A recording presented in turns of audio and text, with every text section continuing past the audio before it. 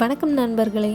இந்த பதிவில் அமரர் கல்கி அவர்களின் பார்த்திபன் கனவு புத்தகத்தோட ரிவ்யூவை தான் பார்க்க போகிறோம்.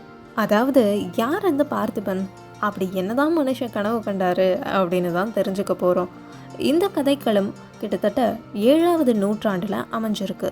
பார்த்திபன் அப்படிங்கிறவர் அந்த காலகட்டத்தை சேர்ந்த ஒரு சோழ அரசர். அந்த காலகட்டத்தில் தமிழகத்தில் பல்லவர் ஆட்சி தான் ரொம்பவே மேலோங்கி இருந்தது. அதே நேரத்தில் சோழ ராஜ்யம் ரொம்பவே குறுகி பல்லவர்களுக்கு கப்பம் கட்டுகிற ஒரு சிற்றரசாக தான் இருந்துச்சு. இந்த நிலை பார்த்திப ராஜாவுக்கு சுத்தமாக பிடிக்கல. தன்னோட ராஜ்யம் சின்னதாக இருந்தாலும் அது யாருக்கும் கப்பம் செலுத்தாமல் ஒரு சுதந்திர நாடாக இருக்கணும் அப்படின்னு தான் அவர் ஆசைப்பட்டார். அதுக்காக அவர் பல்லவ ராஜ்யத்தை எதிர்த்து போர் தொடுக்கவும் தயங்கலை. வெறும் ஆயிரக்கணக்கான வீரர்கள் இருந்த படையை வச்சு கடல் மாதிரி இருந்த பல்லவ சைன்யத்தையே எதிர்த்தாரு. போர் நெருங்கி வர்றதுக்கு கொஞ்ச நாளைக்கு முன்னாடி தன்னோட மகன் குழந்தை விக்ரமனை கூட்டிக்கிட்டு உறையூர்ல இருக்க சித்திர மண்டபத்திற்கு ஒரு நாள் இரவு போறாரு. அந்த மண்டபத்துக்கு உள்ள போய் பார்த்தா சுற்றி எல்லா புறத்திலும் கண்களை பறிக்கிற மாதிரி அழகழகான ஓவியங்கள்லாம் இருந்துச்சு.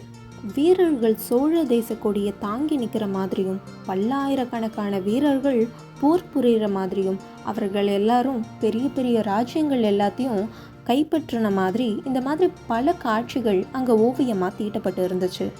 அப்போது விக்ரமன் ஒரு கேள்வி கேட்குறான்.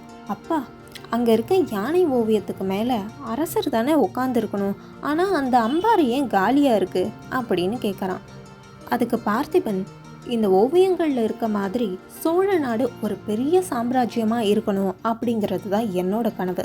அதை தான் நான் இப்படி தினமும் ராத்திரி யாருக்குமே தெரியாமல் இந்த மண்டபத்தில் வந்து ஓவியங்களாக வரைஞ்சிட்டு இருக்கேன் அப்படின்னு சொல்கிறாரு. ஆனால் இன்னைக்கு வரைக்குமே அது நிறைவேறவே இல்லை. நம்ம குலத்தில் யார் ஒருவன் சோழ ராஜ்யத்தை இந்த நிலைமைக்கு கொண்டு வரானோ அவனோட படம் தான் இந்த இடத்துல வரையப்படணும் அப்படின்னு சொல்கிறாரு. இதை எப்படியாவது நீ நிறைவேற்றியே ஆகணும் அப்படின்னு விக்ரமன் கிட்ட சத்தியமும் வாங்குறாரு.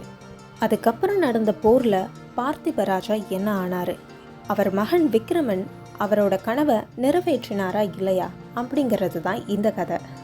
அது மட்டும் இல்லாமல் விக்ரமனோட ஒரு அழகான காதல் கதையும் இந்த புத்தகத்தில் இடம் பிடிச்சிருக்கு.